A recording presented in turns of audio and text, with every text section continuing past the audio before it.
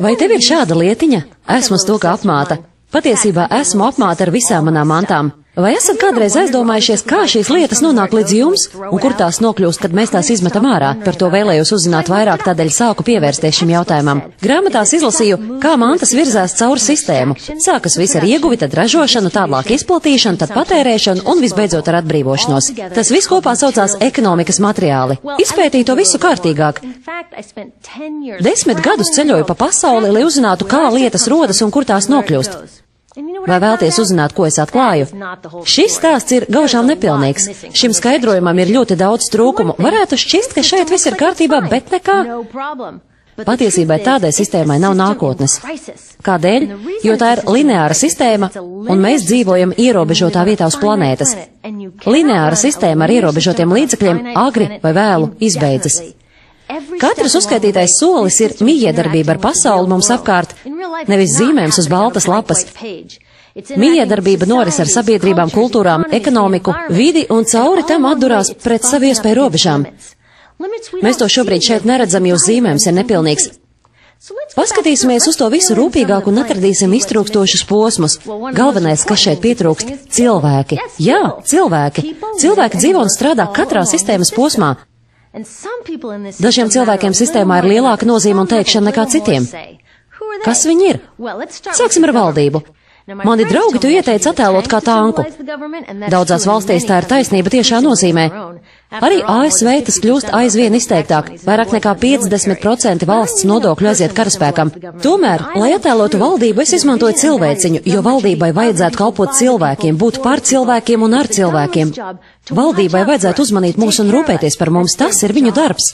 Nākamais - lielie uzņēmumi.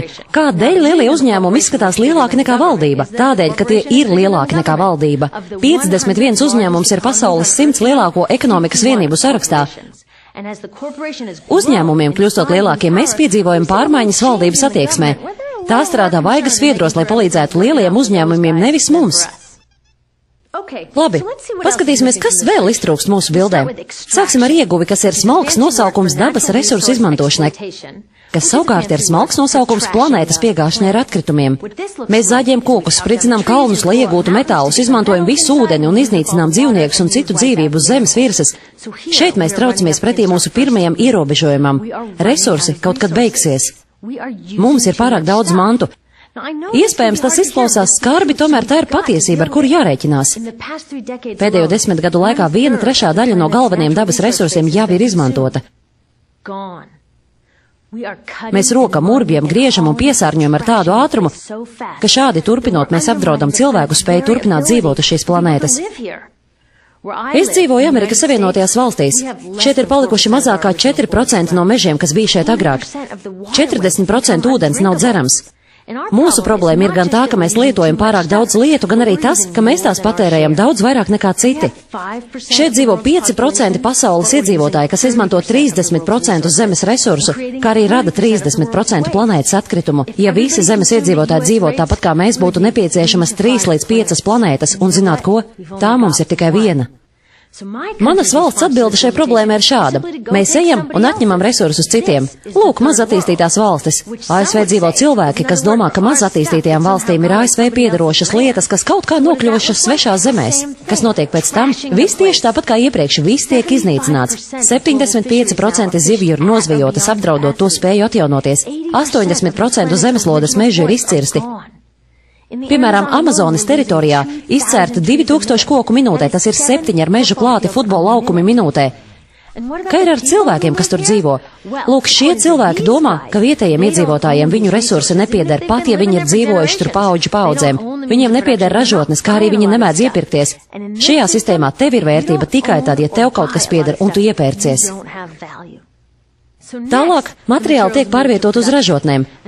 Tam ir nepieciešama enerģija un indīgas ķimikālijas, kas kopā ar dabas resursiem izveido ar indēm piesārņotus produktus. Pārdošanā ir vairāk nekā 100 000 dažādu sintētisku ķimikāliju.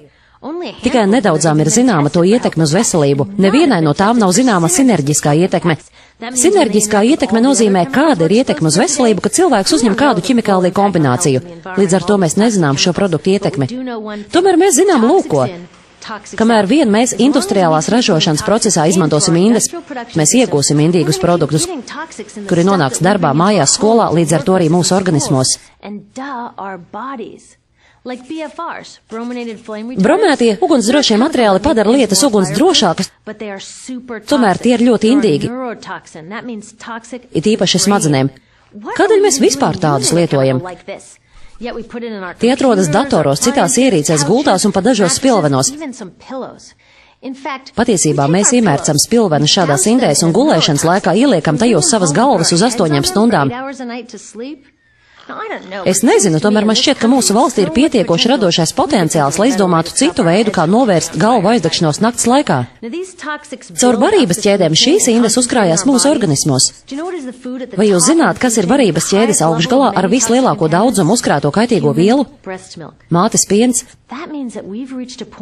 Tas nozīmē, ka mēs esam nonākuši līdz tam, ka zīdaini saņem lielas indes devas barodamies no savas mammas krūts.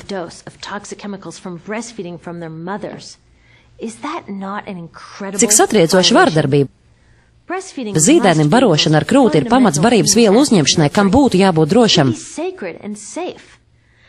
Neskatoties uz to, barošana ar krūti joprojām ir vislabākais veids, kā barot zīdaini. Turpiniet to darīt. Šiem zēniem arī vajadzētu to sargāt. Man šķita, ka viņi par mums rūpējās. Protams, strādnieki rūpnīcā saņem vislielākās ķimikāliju devas. Daudzi strādnieki ir reproduktīva vecuma sievietes, kuras strādā ar auglību ietekmējošām vēzi un citas slimības izraisošām kaitīgām vielām. Man jums ir jautājums, kāda iemesla dēļ sieviete šajā vecumā strādā auglību ietekmējošu kaitīgu vielu vidē? Ja vien viņām nav izvēles. Lūk, atklājas sistēmas brīnišķās puses. Cilvēku vietējā dzīvesveida un saimniecība iznīcināšana viņiem rada šo bezizejas situāciju. Ikdienu uz Zemes 2000 cilvēku dodas prom uz lielpilsētām, no savām daudzu paudžu apdzīvotām mājām. Daudzi savu ikdienu pavada nabadzībā, graustu rajonos, meklējot vienalga kādu darbu, kaut vai pamatīgi piesārņotās vietās. Tātad sistēma izposta gan resursus, gan cilvēku dzīves, pat veselas kopienas. Un tā joprojām pa vienu galu indas iekšā, pa otru ārā. Viena daļa kaitīgo vielu ražošanas procesā nokļūst produktos, savukārt pārpalikums nonāk vidē, tas saucās piesārņojums. Piesārņojuma ir ļoti daudz. ASV rada apmēram 200 miljonu kilogramu toksisku atkritumu gadā. Tas ir tikai tas, ko industrijas atklāti atzīst. Lūk, šī ir vēl viena robeža mūsu iespējām. Kurš gan vēlas elpot un saskarties ar tik daudz kaitīgām vielām? Kā jūs domājat, kā tas tiek risināts? Bet, protams, indīgās vielas radošās rūpnīcas tiek pārceltas citās valstīs. Bet kāds pārsteigums? Vējš daļu no tām atnes atpakaļ. Kas notiek pēc tam, kad dabas resursi ir pārvērsti produktos? Tie tiek izplatīti. Tas nozīmē, ka visi toksiskie produkti tiek pārdoti cik vien ātri iespējams. Gala mērķis ir šāds – saglabāt zemes cenas, piespiest cilvēkus to visu pirkt un līdz ar to radīt nepārtrauktu preču plūsmu. Kā viņi saglabā zemes cenas? Viņi maksā zemes algas veikala darbiniekiem un cenšas izvairīties no izmaksām par darbinieku veselības apdrošināšanu. Tas tiek panākts ar izmaksu samazināšanu uz citu rēķina. Tas nozīmē, ka cena neatspoguļo reālās izmaksas. Tātad mēs nemaksājam par lietām, kuras mēs pērkam. Es par to aizdomājos. Ejot no mājām uz darbu, es vēlējos paklausīties ziņas, tādēļ iegāju veikalā, lai nopirktu radio. Plauktā stāvēja maz zaļš radio, kurš maksāja $4,99. Stāvot rindā, lai par to samaksātu, es domāju, kā ir iespējams uzražot un nogādāt līdz manām rokām šo radio par $4,99. Metāls droši vien tiek iegūts Dienvidāfrikā, benzīns droši vien nācis no naftas atradnēm Irākā, plastmasa droši vien tika ražota Ķīnā, un Meksikā kāds 15-gadīgs jaunietis salika to visu kopā. $4,99 nenosēdz pat plaukta īri. Un kurš maksāja darbiniekam par to, ka viņš palīdzēja man izvēlēties šo radio? Par kuģiem un kravas mašīnām, kas nogādāja radio veikalā. Tādējādi es sapratu, es par šo radio nesamaksāju. Kurš tad maksāja? Šie cilvēki maksā ar saviem dabas resursiem.